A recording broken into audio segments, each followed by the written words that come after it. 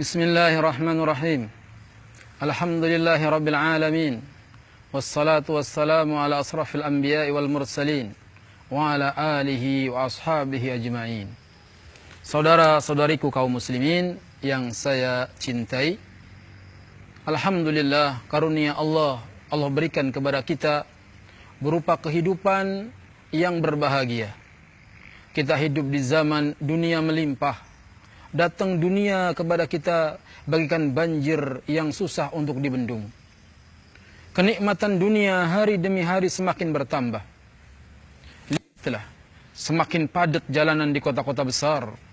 Banyaknya mobil-mobil mewah berkeliaran. Yang itu tidak pernah kita saksikan 30-40 tahun yang lalu. Tetapi sekarang luar biasa. Dunia semakin menampakkan keindahannya. Dunia semakin menampakkan perhiasannya. Sehingga betul apa kata Nabi sallallahu alaihi wasallam, dunia ini hijau, dunia ini manis. Sedangkan Allah Subhanahu wa taala menjadikan kita di dunia ini silih berganti. Maka perhatikanlah bagaimana kita beramal. Takutlah kita kepada dunia, takutlah kita kepada wanita. Nasihat yang seperti ini perlu dinasihatkan kepada diri kita. Karena memang godaannya dunia itu luar biasa. Datang silih berganti bagikan gelombang lautan. Saudaraku kaum muslimin yang saya cintai, Allah Subhanahu wa taala berfirman, "Alhaakumut takatsur hatta zurtumul maqabir." Telah melalaikan kamu bermegah-megahan sampai kamu mampir di kubur. Zurtumul maqabir, kamu mampir di kubur, karena kubur bukanlah tempat kita selamanya, itu hanya tempat persinggahan. Setelah kita dikubur, kita akan melanjutkan ke alam akhirat. Nabi SAW diperintahkan oleh Allah Ta'ala agar menyampaikan kepada kita, janganlah kalian bermegah-megahan, yang sebab itu melalaikan kalian dari akhirat. Dengan apa orang bermegah-megahan? Umumnya orang bermegah-megahan dengan banyaknya anak. Orang bermegah-megahan dengan banyaknya harta. Bahkan sebagian orang bermegah-megahan dengan banyaknya istri. Merasa banyak istri dia berbangga. Jangan, akan melalaikan kamu bermegah-megahan. Manusia sering mengatakan hartaku, hartaku. Padahal tidak ada hartamu wahai anak Adam, kecuali apa yang telah kamu makan dan hilang. Tidak ada hartamu wahai anak Adam, kecuali apa yang kamu pakai dan usang. Tidak ada hartamu wahai anak Adam, kecuali apa yang telah kau sedekahkan, itulah yang akan dibawa pulang.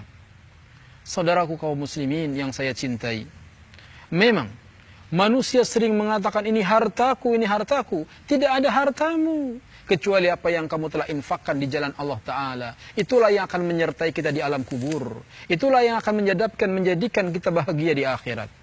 Harta yang sudah kita belanjakan. Ya. Dunia dan harta ini adalah hina. Suatu hari Nabi SAW pernah berjalan di pasar. Berjalan di pasar. Kemudian Nabi SAW menemukan bangkai anak kambing. Lalu diangkatnya bangkai anak kambing tersebut. Kata Nabi, siapa yang mau beli ini dengan harga 1 dirham? Tidak ada ya Rasulullah. Itu sudah bangkai, mau buat apa? Siapa yang mau menerima bangkai anak kambing ini cuma-cuma? Para sahabat pun mengatakan, tidak ya Rasulullah. Seandainya hidup, anak kambing itu cacat, kupingnya kecil. Bagaimana pula kalau sudah mati? Maka Nabi SAW mengatakan, sesungguhnya dunia dan segala isinya ini lebih hina di hadapan Allah daripada bangkai anak kambing ini di hadapan kalian. Kalau kita menganggap hina, rendah bangkai anak kambing, maka Allah Subhanahu wa taala lebih hina lagi menghadapi dunia dan segala isinya. Menganggap dunia dan segala isinya adalah perkara yang sangat menghinakan. Maka janganlah kita tertipu dengan dunia. Ya. Suatu hari Nabi SAW keluar, ditemuinya Abu Bakar dan Umar. Kemudian Nabi SAW bertanya, apa yang menyebabkan kalian waktu seperti ini keluar? Dijawab oleh keduanya, demi yang telah mengutusmu dengan hak ya Rasulullah, tidak ada yang membuatku keluar dari rumah ini kecuali lapar ya Rasulullah. Maka Nabi pun mengatakan, begitu juga aku. Tidaklah aku keluar kecuali karena aku lapar. Lalu ketiganya pun berangkat menemui sahabat Ansar yang didapati hanya istrinya. Kemudian Nabi bertanya, di mana si fulan? Dia sedang pergi mencari air untuk kami. Tak berapa lama kemudian datanglah sahabat Ansor. Oh, sangat gembiranya sahabat Ansor melihat Nabi Abu Bakar dan Umar mendatangi rumahnya. Tidak ada orang yang paling hebat tamunya pada hari ini kecuali tamuku, katanya. Maka sahabat ini pun segera memetik anggur, memetik kurma, kemudian menghidangkannya kepada Nabi dan kepada para sahabatnya. Kenapa engkau tidak pilih saja yang matang, kata Nabi. Tidak, aku ingin agar engkau yang memilih dengan penglihatanmu sendiri. Kemudian sahabat tadi pun pergi membawa pisau. Maka Nabi SAW mengingatkan, hati-hati dari kambing betina. Ini jangan memotong kambing betina. Kemudian sahabat tadi pun akhirnya memotong kambing, dan Nabi pun makan kambing. Nabi SAW menikmati makan kurma, makan kambing, kemudian kenyang. Apa kata Nabi SAW setelah itu? La tus'aluna yawma idin anin na'im. Sesungguhnya akan ditanya pada hari itu tentang kenikmatan yang seperti ini. Nabi SAW mengingatkan bahwasanya kenikmatan yang Allah berikan kepada kita ini akan dimintai pertanggungjawaban nanti di hari kiamat. Mensikapi dunia agar kita tidak bermewah-mewahan. Kita tidak dilarang menjadi orang kaya. Kita tidak dilarang untuk memiliki banyak harta. Asal dua syaratnya. Orang boleh menjadi orang kaya dengan dua syaratnya. Syarat yang pertama, hendaknya dia mencarinya dari jalan yang halal. Dia mencari harta dengan cara yang halal. Syarat yang kedua, dia hendaknya membayar zakatnya, mengeluarkan di jalan Allah.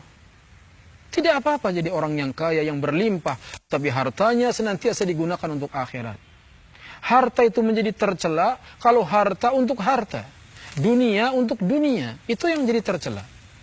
Adapun kalau dunia untuk akhirat, itu tidak lagi tercela. Bahkan ada kalanya akan memperberat timbangan kebaikan. Lihatlah pahala-pahala orang yang sedekah. Bahwasanya seorang mukmin akan di bawah naungan sedekahnya nanti di hari kiamat. Bagaimana kita bisa bersedekah kalau kita jadi orang miskin? Kalaupun sedekah ala kadarnya. Padahal di antara 7 golongan yang akan dinaungi oleh Allah nanti di hari kiamat adalah warajulun tasaddaqa bi sadaqatin fa akhfaha hatta la ta'lamu shimaluhu ma tunfiqu yaminuh. Adalah orang yang bersedekah dengan satu sedekah dan dia menyembunyikan sedekahnya. Sehingga tangan kirinya tidak tahu apa yang disedekahkan oleh tangan kanannya. Maka dia akan dinaungi nanti di hari kiamat ketika tidak ada naungan kecuali naungan dari Allah Subhanahu wa taala. Ini semua menunjukkan bolehnya kita menjadi orang yang kaya. Akan tetapi orang yang kaya hanya untuk bermegah dengan rumah, orang yang kaya hanya bermewah dengan kendaraan, kita enggak kagum, kita enggak ngiri yang seperti itu. Yang kita iri, yang kita kagum adalah orang yang kaya tetapi dia berani untuk bersedekah. Dia orang yang kaya, dia rela mengorbankan hartanya untuk membela agama. Maka orang kaya seperti itu kita acungkan jempol. Engkau orang yang hebat. Karena dunia ini diberikan kepada 4 golongan. Golongan yang pertama adalah orang yang berilmu dan berharta. Dia menghabiskan hartanya sesuai dengan ilmunya. Dia tahu hak-haknya. Dia menyambung silaturahim dengan hartanya yang banyak. Maka ini adalah sebaik-baik kedudukan. Yang kedua, orang yang berilmu tetapi tidak berharta. Orang yang berilmu tetapi tidak berharta. Maka dia bercita-cita. Sekiranya saya kaya, saya akan dermawan juga seperti yang dia.